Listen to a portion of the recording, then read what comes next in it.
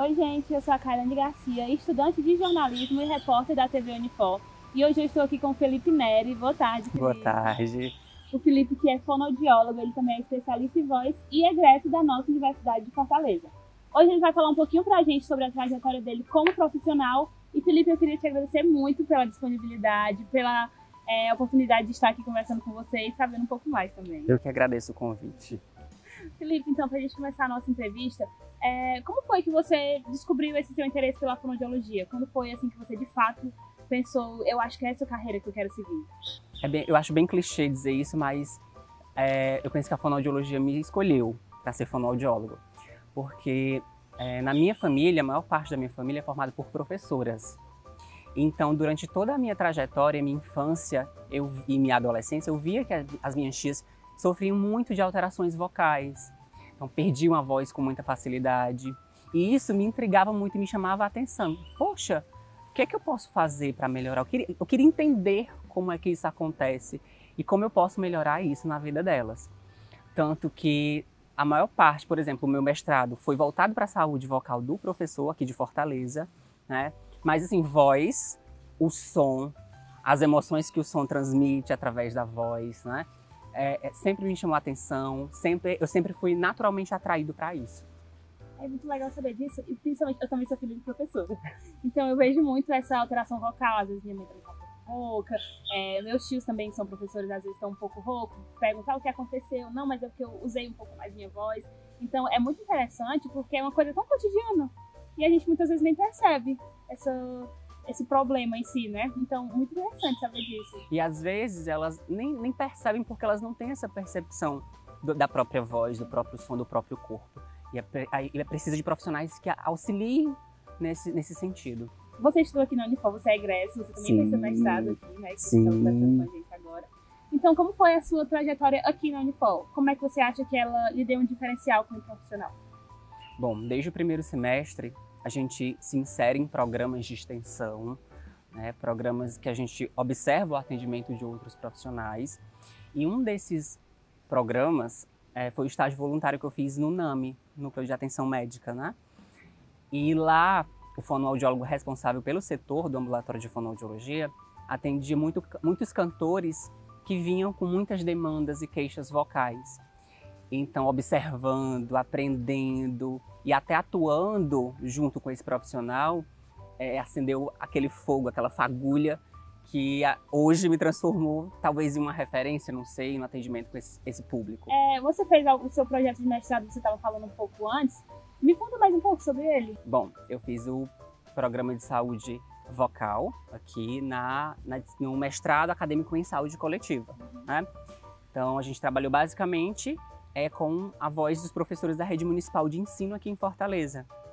Então, através desse programa, a gente conseguiu impactar tanto que isso virou uma política de saúde aqui em Fortaleza, né? Tem profissionais que foram contratados para atuar com esse público que não existia. Então, foi uma revolução que a gente fez. Nossa, muito interessante saber disso. Principalmente que professores, né? A gente pensa, quando fala de voz, pensa logo, artista, cantor, mas professor... Professor também. Voz, alteração vocal, está presente em todos os profissionais que utilizam a voz como principal ferramenta de trabalho, né? E que não tem um cuidado adequado. Sim. Porque a alteração vocal não é comum, não deve ser comum nesse público. Se tem alteração vocal é porque tem alguma coisa errada. Você falou de preparação vocal, falou de alteração vocal. E qual a importância de uma preparação vocal de qualidade? Porque a gente sabe que hoje em dia todo mundo tem acesso a muitos tipos de informação. Então, se uma pessoa quiser, ela vai lá no YouTube, na internet, e coloca como fazer uma preparação vocal, mas às vezes nem sempre é da maneira certa. Então, qual a importância de ter um profissional da área lhe auxiliando? Eu acho isso muito delicado, sabe? Você procurar informações para a sua saúde em plataformas que generalizam. Então, o cuidado tem que ser individual. Então, o que é bom, maravilhoso para você, não quer dizer que vai ser bom, maravilhoso para mim. Eu costumo fazer a questão da preparação vocal, eu falo muito de aquecimento vocal antes de usar a voz profissionalmente. E para explicar isso, ou para exemplificar isso, eu gosto muito de usar a analogia do goleiro. Então, por exemplo, as pregas vocais são 2 músculos que vão ser utilizados. Então, vamos imaginar elas numa posição de prontidão, a posição do goleiro. Sim. Então elas vão estar ali preparadas para cada movimentação e impedir que a bola entre no gol, faça gol, né? Então essa é a importância da preparação e do aquecimento vocal. Estado de prontidão dessa musculatura para que ela consiga ser utilizada de maneira mais adequada. É o que o trabalho, que aquela demanda solicita naquele momento. Caramba! Nossa, eu gostei dessa analogia. Na hora que você falou do goleiro, eu fiquei assim, goleiro. Mas faz muito sentido mesmo. Porque se a musculatura não está preparada, os movimentos ficam muito mais lentificados e é nesse momento que surge o adoecimento, né, que lesiona a musculatura. Você força além daquilo que ele não está preparado, né? Isso. Entendi. E me diz uma coisa, como é a sua rotina assim, de preparador vocal, preparando cantores? Porque eu pesquisei e eu sei que você também prepara cantores bastante conhecidos, então... Como é a sua rotina? É uma rotina bastante intensa, né? Porque a gente tem, às vezes são 2 shows uma noite, então a gente tem que ouvir. Eu sempre peço o quê? Ouvir. Eu dou boa noite e naquele boa noite eu já sei de tudo que aquela voz precisa. Às vezes até o bom dia, no dia seguinte, bom dia, já sei de tudo que aquela voz precisa naquele dia para ela conseguir entregar toda a performance para aquele show, porque é importante, todo show é importante. Então o cantor precisa estar apto a ter uma boa performance, uma boa entrega em todos os shows, né? Aqui e acolá a gente tem as dificuldades porque é um corpo, e o corpo cansa, né? E a gente precisa dar aquela energia, aquele gás para aquele corpo. Nossa, então, às vezes já sai de um evento, já vai para outro. E a sua voz, como é que fica também? A minha voz eu não uso tanto, né? Então eu fico mais no backstage julgando. É meio que você, a partir da palavra, da entonação que a pessoa fala, você já sabe se fez o exercício correto, se tá precisando de alguma coisa a mais. Se tem secreção, se tá uma voz cansada, pesada, o que eu preciso para melhorar aquela emissão.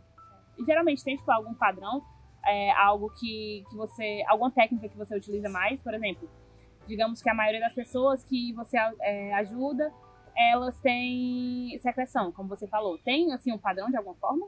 Tem tensão. Porque a partir do momento que a pessoa utiliza a voz profissionalmente por um longo período de tempo, automaticamente se instala uma inflamação. Então a inflamação faz com que a voz pese, que as musculaturas acessórias sejam utilizadas que não deveriam, né? Então a região cervical, ou seja, a região do pescoço, fica mais tensionada, a voz fica mais tensionada, apertada. Então o meu objetivo é o quê? Relaxar aquela musculatura para ser emitida com mais facilidade. E quais são os exercícios? Eita, tem tanta coisa. Tanta coisa, desde uma vibração de língua, que chacoalha toda essa musculatura até a laringe, um gargarejo sonorizado, né? Uma rotação de língua com o humming. Não é só um exercício para um tipo de coisa. Não, são vários exercícios e a gente precisa ter responsabilidades, o conhecimento científico para aplicar aquele exercício naquela hora correta. Tem alguns cuidados específicos, cuidados necessários, principalmente para quem utiliza bastante? Sim. Além de qualquer exercício, hidratação é essencial. Tomar água, né? A laringe ela é revestida por mucosa. E a mucosa ela é molhadinha. Então, se ela resseca, aparece secreção. Pode ser um fator predisponente de alguma alteração vocal, porque você acaba tensionando e friccionando a musculatura das pregas vocais. Então, se você está hidratado, vai sair com muito mais facilidade. Além da hidratação, tem algum outro? Hidratação, alimentação, a maçã é muito importante, né, para o profissional da voz, porque ela ajuda a limpar esse trato digestivo até o início do trato vocal, né? Cuidados para não gritar, não falar alto, não fazer competição sonora. Deixa eu só tirar uma dúvida. Claro. Porque ela canta. Sim. Então, ela muitas vezes, quando está se preparando para alguma apresentação, ela fala também que não pode nada com gelo, algo assim. É verdade? Verdade. Por quê? São os dois extremos, o gelo e o calor. Enquanto o calor, para explicar o gelo, vou falar um pouquinho do calor. Enquanto o calor relaxa aquela musculatura, a gente não precisa daquela musculatura relaxada, né? A gente precisa do quê? Atividade, prontidão, a postura do goleiro. Então eu vou ter o dobro de esforço para aquela musculatura voltar ao estado de prontidão, porque ela está preguiçosa. Diferente do gelo. O gelo contrai, tensiona, deixa rígida.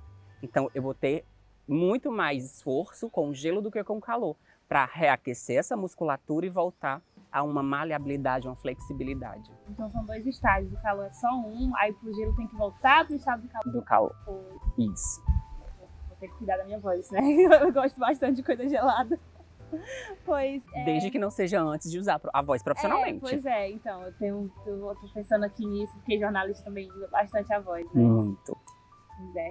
Então, e Felipe, agora sim, a gente já caminhando para uma reta final, você tem alguma aspiração, algum projeto que sonha em colocar em prática? Seja o projeto de professores, como o que você falou, algum já com artistas? A minha grande aspiração, a gente já aconteceu recentemente, nós fizemos um show, uma turnê internacional na Europa. Você aí? Eu e o Chão de Avião.